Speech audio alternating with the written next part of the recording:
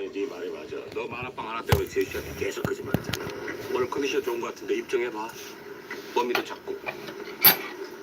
안 맞아, 안 맞아. 가자 잡으러.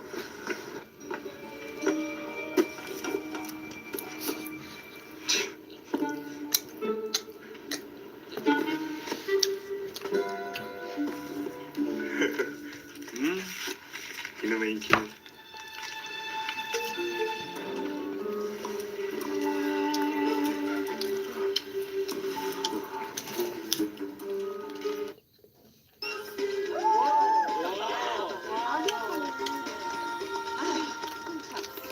옛날에 유선이었고 유선. 하면 라인을 이렇게 풀어줘야 되기 시작하거든요. 네. 그러면 영어 너무 재밌어.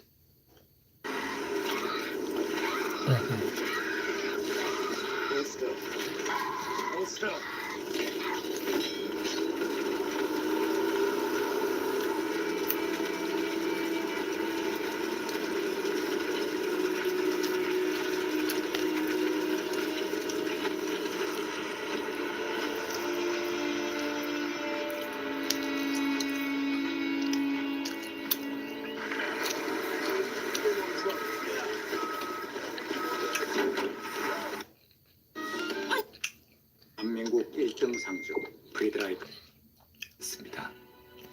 분쟁과 재난으로 다친 아이들을 구하기에 내일은 너무 늦을지도 모릅니다. 지금 이 아이들을 도와주세요.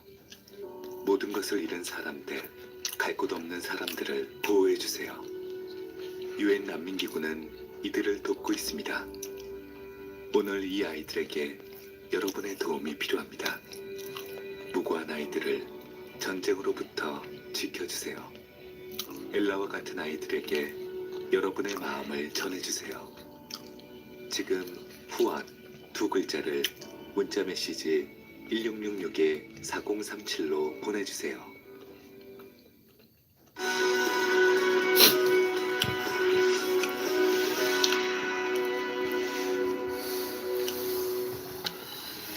기해년 새로운 한 해가 시작되었습니다. 올해는 김일현 3.1운동과 대한민국 임시정부 수립 100주년을 맞는 뜻깊은 해입니다. 역사를 잃은 민족에게는 미래가 없다고 하죠. 100주년을 맞이하여 목숨을 다해 우리나라를 지켜낸 애국 선열들의 피와 땀, 눈물, 그리고 정신을 소중하게 되새기고 다가올 미래 100년이 더욱더 찬란한 역사로 가득 채워줄 수 있도록 모두 함께 노력하는 희망찬 한 해를 보내길 바랍니다. 치즈. 자, 치즈를 여기다 넣어요. 치즈.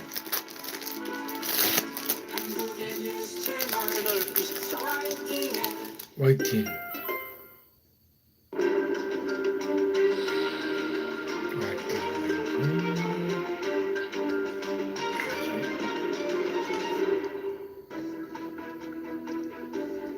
딘주스 24.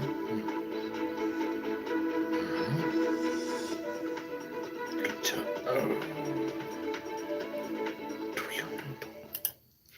의치 세종대 쓰고 계시죠? 반가운 뉴스가 있습니다.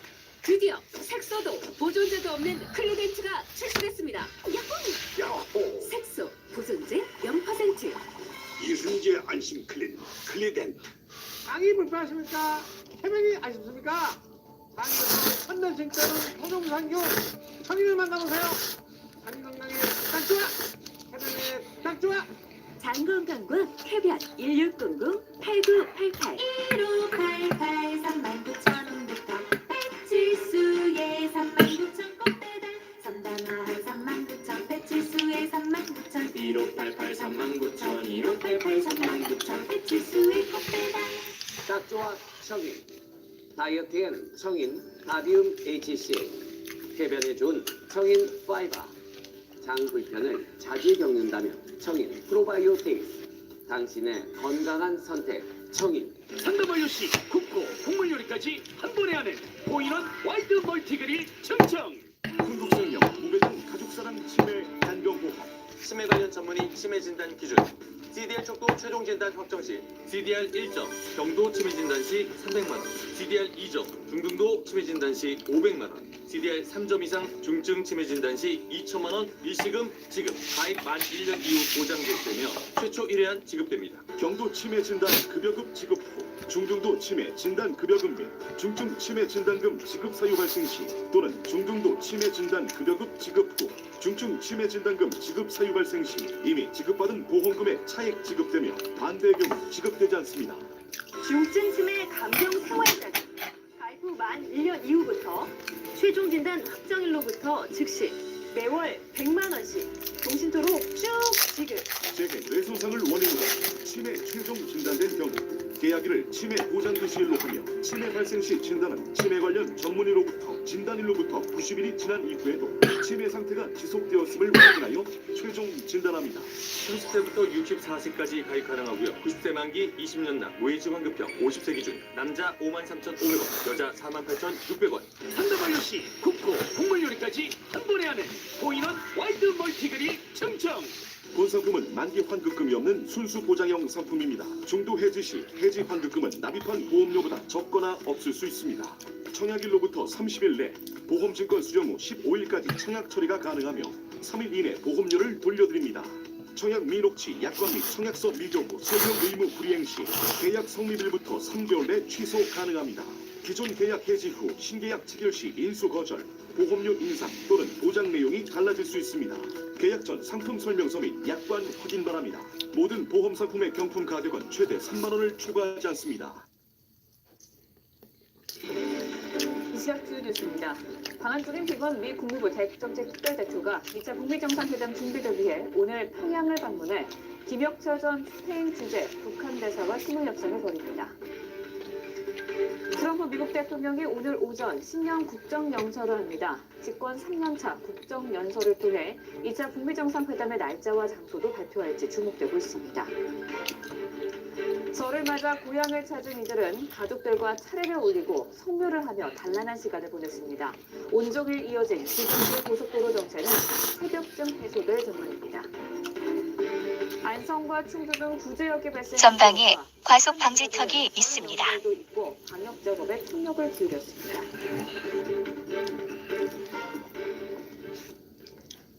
여러분 안녕하십니까? 방송 뉴스 시작합니다. 스티븐 비건 국무부 대북정책 특별대표가 2차 북미 정상회담 세부 조율을 하기 위해 오늘 평양을 방문합니다. 북측 김혁철 전 스페인 대사와 만나 비핵화와 상응 조치를 놓고 본격적인 협상을 벌일 것으로 보입니다. 워싱턴에서 김희준 특파원의 보도입니다. 방한 중인 스티븐 비건 대북정책 특별대표가 오늘 평양을 방문해 북측의 상대역인 김혁철 전 스페인 대사와 협상 테이블에 마주 앉습니다. 국무부는 비건 대표가 평양에서 김혁철과 2차 북미 정상회담을 준비하고 1차 정상회담 합의에 대한 추가 진전을 이뤄낼 것이라고 발표했습니다. 완전한 비핵화와 새로운 북미 관계, 한반도의 영구적 평화 구축 등이 두 정상의 약속이었습니다. 이번 북미 실무 협상의 핵심 의제는 영변 핵시설 폐기와 상응 조치의 교환이 될 것으로 보입니다. 북한이 영변과 추가 핵시설 폐기를 약속하고 미국은 북미 관계 정상화를 위한 연락사무소 설치나 종전선언 등을 내놓을지 관심입니다. 앞서 비건 대표는 김정은 위원장이 플루토늄과 우라늄 농축시설 폐기를 약속했다고 압박하면서도 미국이 원하는 핵시설 신고의 시점을 다소 완화한 바 있습니다. We must also have a complete understanding of the full extent of the North Korean weapons of mass destruction and missile programs. We will get that at some point through a comprehensive declaration. 한편 비건 대표가 김 위원장을 만나 트럼프 대통령의 추가 메시지를 전할지도 주목됩니다. 북미 간 치열한 줄다리가 예상되는 이번 실무 협상 결과에 따라 2차 북미 정상회담의 성과도 가늠해 볼 수 있을 것으로 보입니다. 워싱턴에서 YTN 김희준입니다. 네, 실무 협상 장소가 당초 예상된 판문점이 아니라 평양으로 바뀌었습니다. 김정은 위원장의 의중을 확인할 수 있는 곳이라는 측면에서 일단 긍정적인 신호로 읽히고 있습니다. 이어서 한현희 기자의 보도입니다. 판문점이냐 평양이냐 북미 양측은 실무 협상 장소를 놓고 협의를 이어왔습니다. 막판까지 진행된 조율 끝에 평양에서 실무 협상을 진행하기로 한 건 긍정적인 신호라는 분석입니다. 판문점에서 실무 협상을 진행할 경우 북측이 상부의 지령을 전달받기가 어려워 논의 진행이 불편할 수 있는데 평양에서 실무 협상을 진행할 경우 더 많은 이야기를 더 적극적으로 할 수 있다는 겁니다. 미국으로서는 좋은 기회인 만큼 며칠 머물면서 협의를 이어갈 수도 있다는 관측입니다. 오픈 엔디드, 즉 제약을 두지 않은 끝장 협상이 이루어질 수 있다는 겁니다. 일단 비건 대표를 포함한 협상단은 평양으로 출발하기 전까지 숙소인 호텔과 대사관을 오가며 실무 협의를 준비할 것으로 알려졌습니다. 사실상 정상회담의 성패를 가를 수 있는 중요한 협의인 만큼 준비할 게 많을 것이란 분석입니다. 비건 대표가 판문점을 지나 육로를 통해 평양으로 이동할지, 오산 미 공군기지의 수송기를 이용할지 등은 알려지지 않았습니다. 이번 협상을 성공시키겠다는 의지가 강한 만큼 미 측은 일정과 관련한 구체적 내용을 함구하는 것으로 알려졌습니다. 협상이 마무리되면 비건 대표가 다시 서울로 와서 우리 측 카운터파트인 이동훈 본부장과 만나 관련 내용을 공유하고 후속 협의를 논의할 것으로 기대됩니다. YTN 한현입니다. 네, 도널드 트럼프 미 대통령이 우리 시간으로 오늘 오전 신년 국정연설을 할 예정입니다. 국정연설을 통해 2차 북미 정상회담의 날짜와 장소도 발표할지 주목되고 있습니다. 이종수 기자의 보도입니다. 집권 3년차 국정연설을 통해 트럼프 대통령은 2차 북미 정상회담의 날짜와 장소를 발표할 수 있다고 밝혔습니다. You'll be finding out probably State of the Union or shortly before.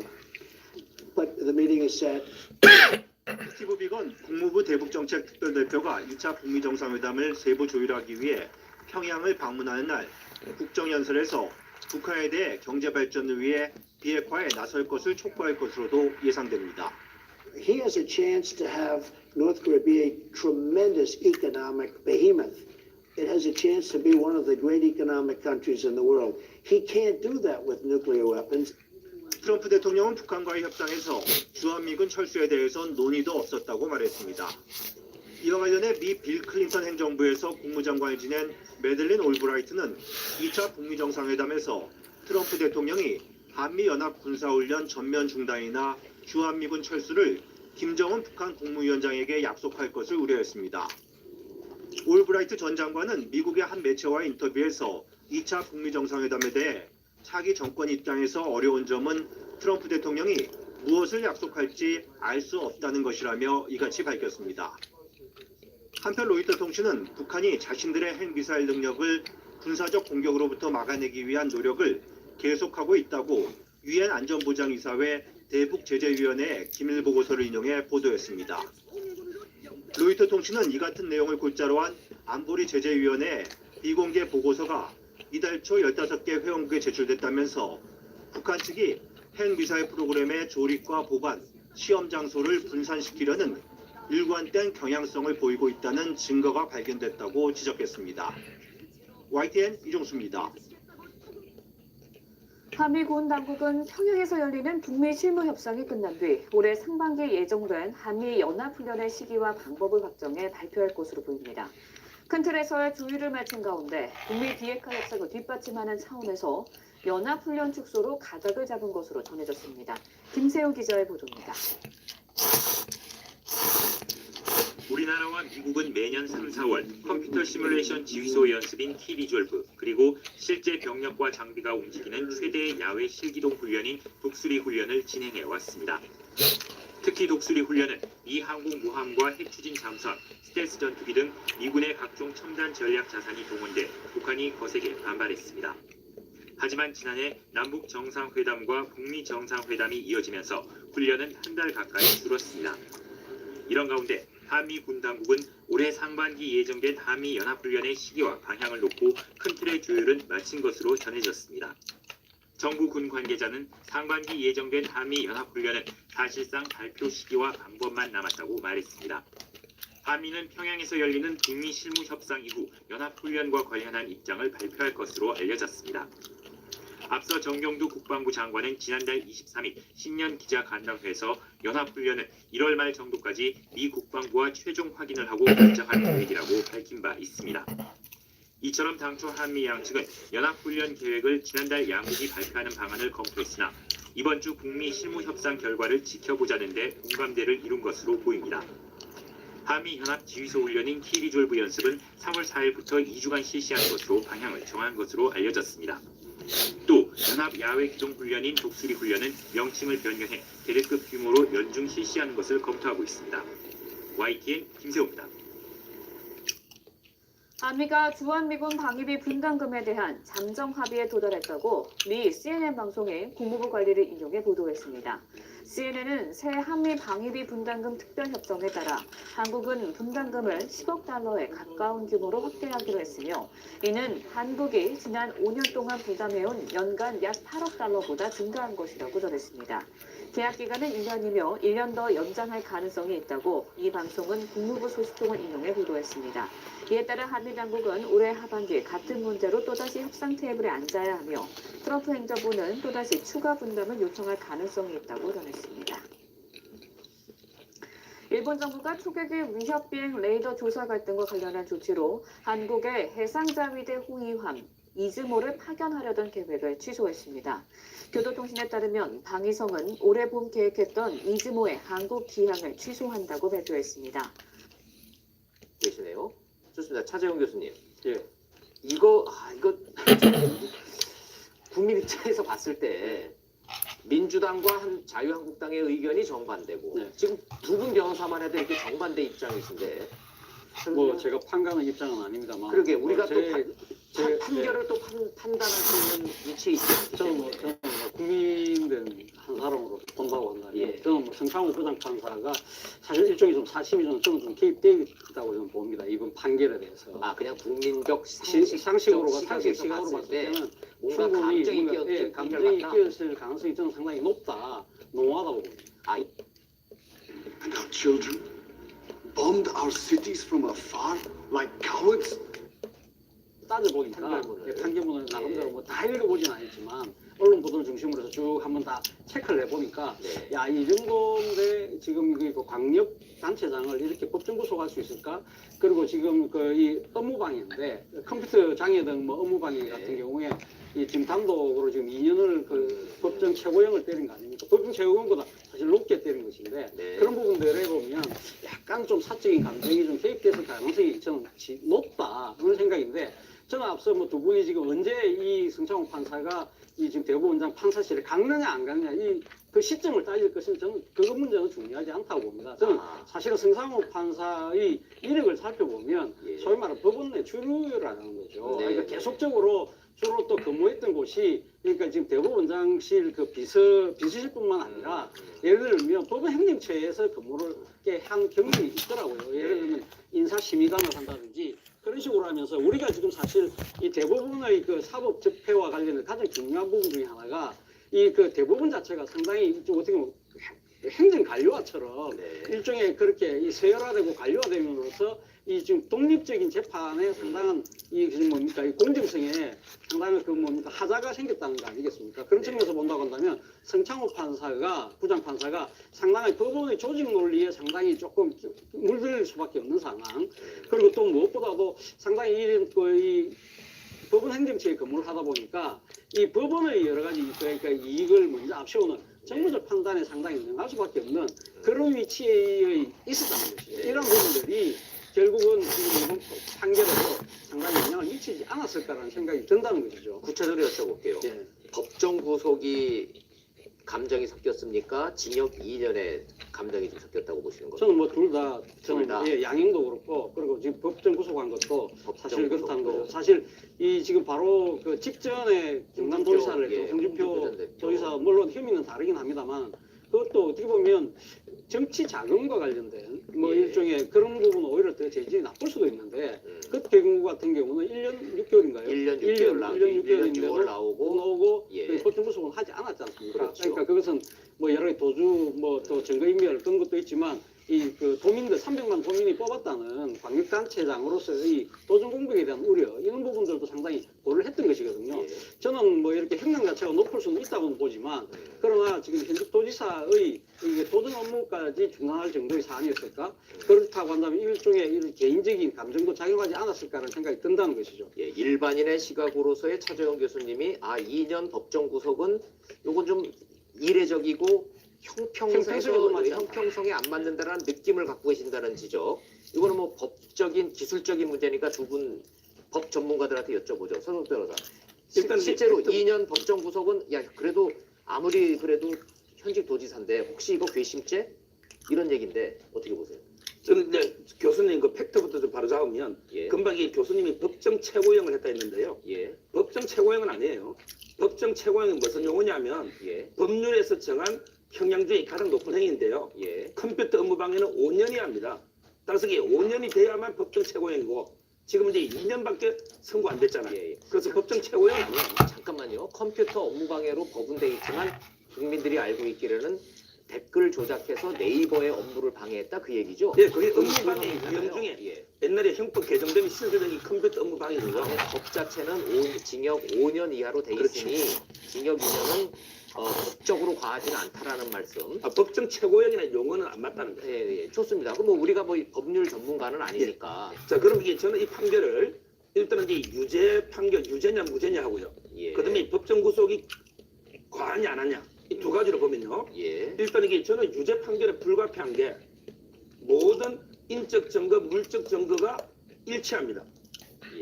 예를 들어 인적 증거가 뭐냐면 드루킹의 정은 진술과 그 일당들이 했던 그다음에 둘리 개발한 둘리 우모 씨의 정은 그다음에 촛도 그다음에 서유기 이런 결정적인 4명의 이걸 직접 증거합니다. 설명했다는 거니까. 그 외에 40여 명의 간접 진술, 정황 증거. 이게 인적 증거거든요. 이게 모두 일체예요. 그다음에 물적 증거는 뭐가 있냐? 결정적인 게 네이버의 접속 기록. 김경수 지사가 그 산채 느릅나무 방문했을 때 시연했던 그 8시 그 접속 기록 있죠. 잠깐만요. 죄송합니다. 소 변호사님. 우리가 요 내용들은 잠시 뒤에 그 하나하나 조목조목 따져볼 부분인데 다 좋습니다. 이 증거가 직접 증거, 간접 증거, 진술 증거 모든 것이 다 해서 유죄라 쳤을 때 아무리 유죄라 그래도 2년과 법정 구속은 감정이 섞였냐 안 섞였냐 그걸 여쭤보는 겁니다. 그렇게 말씀드리면 이제 양형을 저는 이제 이게 네이버나 다음이나 이런 이제 그 포털을 업무방해 했으면 2년은 법정 구속 과한 건 맞아요. 그런 경우가 아닙니다. 이 범죄는요. 달라요? 네이버나 다음 이런 게 직접 그러니까 법 형식으로는 그게 피해자지만 업무방해가 그렇게 실질을 보면요. 바로 이제 여론이라는 공론장을 오염시켜서 민주주의 가장 근간이 선거의 공정성이죠. 선거의 공정성을 해쳐서 민주주의의 본질을 훼손한 아주 이제 중대 범죄예요. 그리고요. 드루킹 있죠. 드루킹은 이제 그 미리 구속돼서 3년 6월에 실형을 받았어요. 근데 드루킹이 범죄인데 수혜자가 누굽니까? 수혜자가 이제 현 정권이 이게 드루킹 범죄 덕을 본 거는 맞죠? 댓글 조작에. 그럼 이게 결국은 드루킹하고 형평성을 따져봐야 돼요. 예를 들어 이제 법이라는 거는 절대 모든 사람이 평등하지. 김경수는 이제 도지사기 때문에 불구속. 드루킹은 그게 아니니까 3년 6월에 실형. 이게 형평에 맞느냐는 거죠. 따라서 이제 저는 범죄의 중대성과 드루킹의 형평성 모든 걸 종합해보면 2년의 법정 구속은 불가피하다. 자, 그럼 제가 반론 추가 질문 좀 하나 드리겠습니다. 민주주의의 근간을 훼손하고 헌법 질서를 유린한 측면만 범죄의 중대성을 놓고 보면 죄는 업무방해죄지만 법정 구속 뭐 과하지 않다라는 말씀도 제가 이해를 했는데 맞죠? 근데 죄형 법정주의잖아요. 민주주의 근간 훼손죄라는 법이 있습니까? 죄가 있습니까? 없잖아요. 제가 형평을 들어볼게요. 예를 들어 이제 원세훈 있죠. 김경수는 이제 8,840만 개. 그런데 원세훈보다 200배 많습니다. 근데 이 원세훈은 공무원이지만 200배가 적은데 4년 받았습니다. 4년형 받았죠. 자, 그 다음에 조현호. 하루에 댓글 8.2개. 8개 가지고 10년 전에 걸 결국에 구속시켰죠. 경찰 중대가. 이런 이게 과거의 댓글 조작. 물론 이제 공무원이냐 민간인이냐 이 차이는 있지만 그렇게 댓글 조작으로 여론이 오염되고 왜곡된 건 똑같잖아요. 그럼 이게 그 사람들 과거 정권에 대한 수사하고 비교해봤을 때 이게 과냐 이걸 지적하는 거예요. 제가 시비를 거는 게 아니라 이거 저 사전에 제가 받아놓은 질문이기 때문에 드리는 겁니다. 이해가 됩니다. 무슨 말씀인지. 그런데 공무원들이 고위 공직자들이 댓글 조작에 관여한 그 혐의의 그 죄명이 업무방해죄는 아니었잖아요. 근데 김경수 지사 같은 경우에 업무방해죄라는 이 죄목에 따라서 2년형과 현직인데 법정 구속한 거는 감정이 뛰었네 안 썼네 이게 지금 정치적 쟁점 아니겠어요? 여기에 대해서도 전혀 과하지 않다. 제명은요. 예. 제명은 뭐 정치개입 금지나 공직선거법 제명은 다를 수 있지만 본질에게 댓글을 달아가지고 여론을 오염시킨 건 똑같잖아요. 예. 본질 제일 따질 때 그래서 이게 비교하는 거예요. 알겠습니다. 서기호 변호사님 뭐 반론 있으실 것 같은데. 우선은 댓글 조작으로 여론을 왜곡시켰다. 예. 이거 자체가 이제 그 전제 조건이 전제가 안 맞습니다. 자, 무슨 말이냐면은 예. 우리 국민들이 많이 똑똑해졌는데 선거 때 네이버 댓글이 조작됐다고 해서 국민 여론이 확 바뀔까요? 바뀌죠. 네. 저는 그렇게 아니 바뀌지 않습니다. 잠깐만요. 서기호 이거는 좀 명확하게 좀 하고 가시자고요. 네이버와 다음에 댓글 조작이라는 거는 사실관계를 전제로 해야죠. 드루킹 일당이 킹크랩이 하는 기계를 돌려서 여론을 조작한 거는 움직일 수 없는 팩트 사실관계가 맞는 거죠. 네, 맞습니다. 지금의 쟁점은 댓글 조작 김경수가 공모했느냐 안 했느냐에 대해서 다툼의 여지는 여전히 재판 진행 중이니까 공평하게 치고 문제는 제가 좀 여쭤보고자 하는 핵심은 다 유죄라고 쳤을 때 재판부의 판결을 존중했을 때 판사가 감정이 껴서 보복을 했다라고 지금 민주당에서 주장하고 있잖아요. 이거의 논리적 근거냐라는 걸 여쭤보는 겁니다. 근거가 있냐? 어떻게 보시냐 이겁니다. 그러니까 우선 이 댓글 조작에 의한 여론 조작이라는 게 그 생각보다 그 추상적입니다. 자, 댓글 조작으로 해서 여론이 뒤바뀐다라고 우리가 흔히 생각할 수 있는데, 자, 구체적으로 예를 들어보겠습니다. 2017년 대선 때 문재인 후보가 박근혜 대통령의 탄핵과 더불어서 곧바로 유력한 후보로 떠올랐고, 그때부터 선거가 끝날 무렵, 선거 바로 일주일 전까지도 20% 격차를 유지했습니다. 거의 그냥 문재인 후보가 당선되는 그런 분위기였죠. 드루킹 아니래도 당선된다 그렇죠. 이거죠. 그 당시 분위기가 드루킹의 댓글 조작으로 인해서 문재인 후보가 20% 격차를 유지해서 당선된 게 아니고요. 그거랑 관계없이 박근혜 대통령의 탄핵이라는 그 사건 자체가 어마어마한 영향을 미친 겁니다. 네. 자, 그래서 우리는 마치 댓글을 조작하면은 여론이 조작돼서 국민들의 여론 형상이 왜곡될 것이다, 표심이 바뀔 것이다라고 막연하게 추측하는 건데 이것은 구체적인 통계를 우리가 잡아보는 게 없습니다. 그렇기 때문에 원세훈 전 국정원장의 2012년 선거 개입 같은 경우도 사실은 그 댓글 조작으로 해서 선거가 바뀌었다 이렇게 주장한 바가 없습니다. 그렇죠. 그러나 그것이 아니라 그 진보가 진보 진영이 됐든 그 보수 진영이 됐든 댓글 조작은 그거는 해서는 안 되는 민주주의의 근간을 해치는 중범죄다라는 전제 아래 우리가 이 얘기를 한번 다뤄보자라는 데는 동의하시죠? 아니 그게 저는 전제가 잘못됐다고. 전제가 잘못됐다. 그게 댓글 조작으로 민주주의가 기본이 훼손된다. 이거는 좀 약간 좀 약간 논리적 비약이라고 저는 생각합니다. 아니 근데 왜냐하면은 그 정도 수준이라면요. 아니 박근혜 정권 때 댓글 조작한 사람들이 민주주의의 근간을 훼손했다는 이유로 다 감옥 가고 징역. 그러니까 그 당시에 민주주의 근간을 훼손한 근본 원인은 댓글 조작보다도 국가기관이 정보기관이 그것도 조직적으로 움직였다는 겁니다. 공무원 한두 명이 댓글 조작을 한 게 아니고요. 그거는 그래요. 국가기관 전체가 움직였기 때문에 이게 민주주의 근간을 훼손한 겁니다. 경찰청, 그다음에 국정원, 군대, 기무사까지 모든 국가기관이 총동원된 겁니다. 이것이 바로 그 민주주의 근간을 훼손하는 것의 핵심이지 댓글 조작 자체가 핵심이 아닌 겁니다. 그다음에 만약에 댓글 조작이 그렇게 민주주의 근간을 훼손하는 중대 범죄라면은 이게 징역 5년 이하가 될 수가 없어요. 징역 10년 이상 이런 식으로 엄청나게 형량이 높아야 됩니다. 근데 그 얘기 그런데도 그렇게 말씀하시면은 국가기관이 나서서 댓글 조작하는 거는 중대 범죄고 용병 써가지고 드루킹 같은 일당들 그 업자들 시키면은 그거는 좀 덜하고 그럴까요? 국가기관이 그 민간인을 시킨다면 그것 역시도 국가기관의 범죄입니다. 그렇기 때문에 이거는 국가공무원법 위반이 되는 것이고 그 다음에 국정원법 위반이 되는 것이고 그런데 이 드루킹 사건은 국정원법 위반이니 공문법 위반인 이런 게 없어요. 예. 그냥 오로지 업무 방해인 거죠. 예. 아, 그래서 자, 좋습니다. 다시 그럼 언론으로 제가 돌아. 조금만 좀 예. 그 서기호 변호사님 말씀에 조금 첨언을 좀 드리고 싶은데요. 저는 아까 서정욱 변호사님이 아까 과거의 댓글, 국가기관이 개입했던 댓글 조작과 이걸 동일시하는 부분에 대해서 저는 좀 납득이 안 됩니다. 솔직히 납득이 안 되는데 첫 번째는 아까 로그인 기록 말씀하셨잖아요. 로그인 기록은 일정 제가 봤을 때 직접 증거는 아닌 것 같아요. 그러니까 그 시간에 만약에 김경수도 당시 의원이 산채를 방문했을 그 시간에 지금 그 네이버 로그인 기록이 있다는 거 아닙니까? 그러니까 이 킹크랩을 시연했다고 할 때 그때 기록이 있지만 사실 그것을 누가 했느냐 그리고 그걸 진짜 그걸 갖다가 받느냐 안 받느냐의 핵심적인 쟁점인데 그 받다는 그 개연성을 뒷받침하는 정황적 증거에 불과한 것이거든요. 직접 증거가 아니라는 거죠. 그렇기 때문에 네, 오늘 일단 돈가스 김경수 도의사가 킹크랩을 통해서 먹었습니다. 여론을 조작한다는 부분을 인지하고 계속 서포트를 했던 것처럼 그 결론으로 몰아가는 부분에 있어서는 아직까지 이건 법률적으로 다툴 여지가 상당히 있다는 거죠. 이 부분에 대해서